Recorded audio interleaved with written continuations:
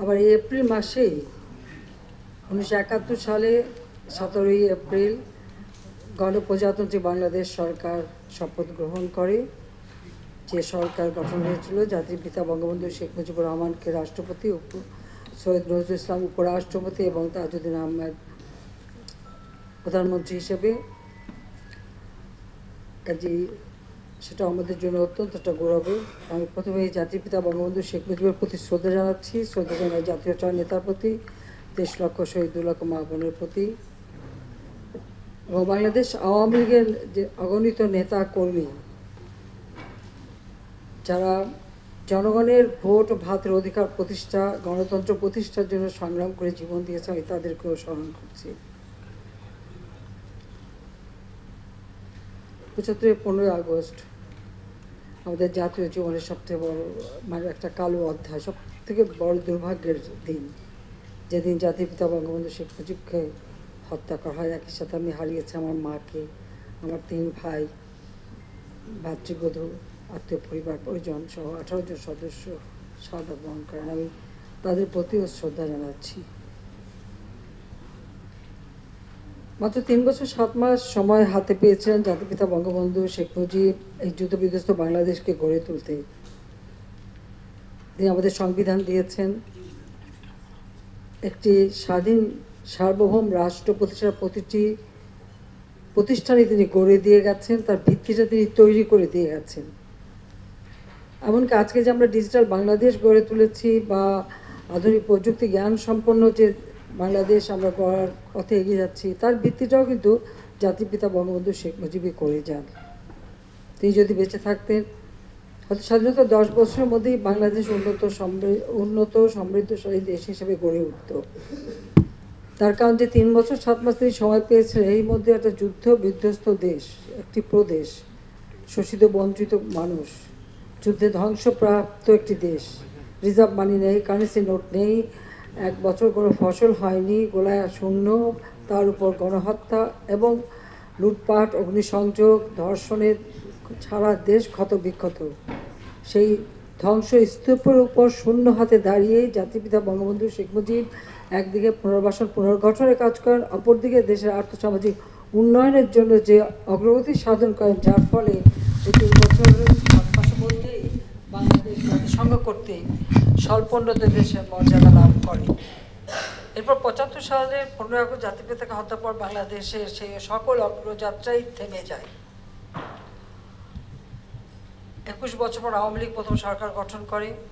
আওয়ামী লীগ যখনই ক্ষমতা এসেছে, জনগণের ভাগ্য পরিবর্তনেই কাজ করেছে। বাংলাদেশ প্রথম খাদ্যে স্বয়ংসম্পূর্ণতা অর্জন করে।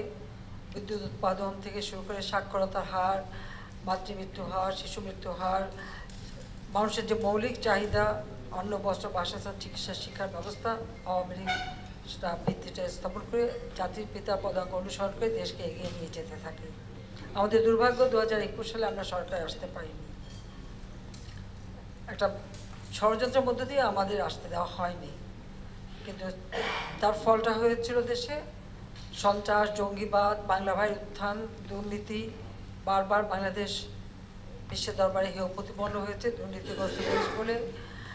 এবং আমাদের অগণিত নেতাকর্মীর উপর যে অকথ্য অত্যাচার নির্যাতন হয়েছে, সেটাও মানে ভোলার না।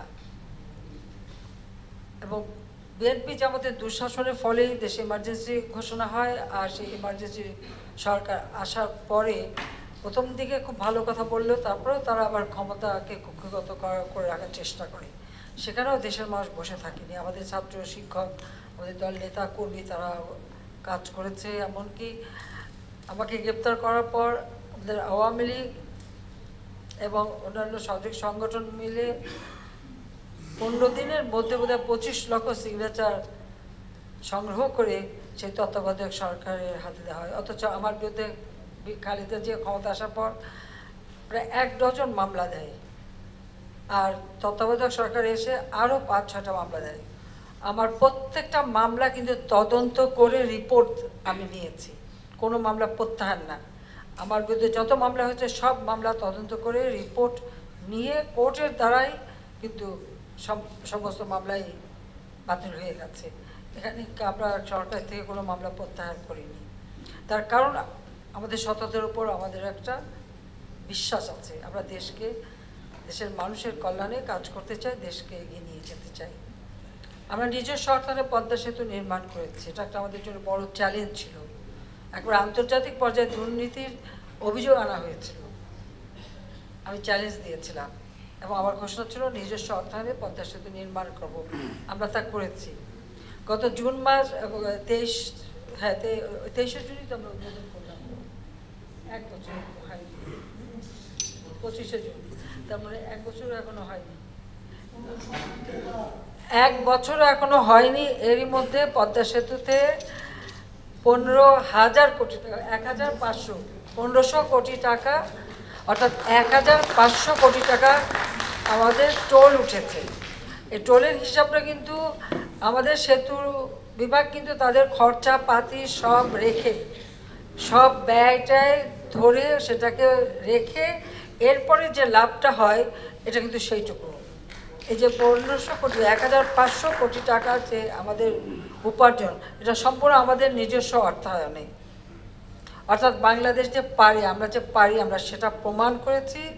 7ই মার্চের ভাষণে জাতির পিতা বলেছিলেন কেউ দাবায় রাখতে পারবে না, তো বাঙালিকে কেউ দাবায় রাখতে পারবে না, এটাই আমরা প্রমাণ করেছি বিশ্ব দরবারে, যা বাংলাদেশের ভাবমূর্তি উজ্জ্বল হয়েছে। আমাদের দুর্ভাগ্য যে আমাদের দেশের কিছু, আমি বলবো যে রাজনৈতিক দেউলিয়াত্বপন্ন যারা একেবারে রাজনৈতিকভাবে দেউলিয়া, এদের কিছু বক্তব্য, আর আমাদের দেশে কিছু আছে বুদ্ধি বেচে জীবিকা নির্বাহ করে যাহারা, সেই তথাকথিত বুদ্ধিজীবী, অনবরত তারা বাংলাদেশের বিরুদ্ধে গিবাদ গাচ্ছে এবং বাংলাদেশের বিরুদ্ধে অপপ্রচার চালাচ্ছে।